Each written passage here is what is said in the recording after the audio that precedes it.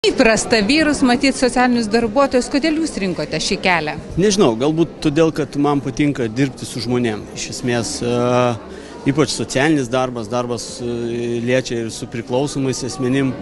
Tai man visą laiką buvo, sakau, tarytum juvelyras. Surinkti sudaužytą puodą, tai ir menas, ir smalsumas, ir pašaukimas, aš sakyčiau. Todėl visą laiką patiko dirbti su žmonėm ir sakau, numirsiu dirbdamas su žmonėm. Bet sudėtinga. Dažnu atveju tai valdomas ligos būna, tai traumų tam tikrų, tai problemų kažkokių. Ir kaip parodai žmogui, sakykime, tas momentas, kai jis pamato viltį arba galimybę, tikimybę išlipti iš to, va čia ir yra ta didžiausia padėka viduje, kad tu kažką prisidėjai prie kažkokio gyvenimo, sakykime, pagerėjimo. O būna taip, kad atrodo viską padariau, širdį įdėjau, nepasisekė.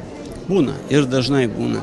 Ir įdedi, ir nieko, ir žiūrėk, vėl iš naujo rezultatas, visko būna. Tačiau, sakau, tie momentai, kurie kaip žmogui padedi, tai atperka visus tuos, sakykime, nusivylimus ir visus kitus dalykus. Ar svajojot apie tokį darbą, ar tiesiog taip įvyko, kaip įvyko? Man atrodo,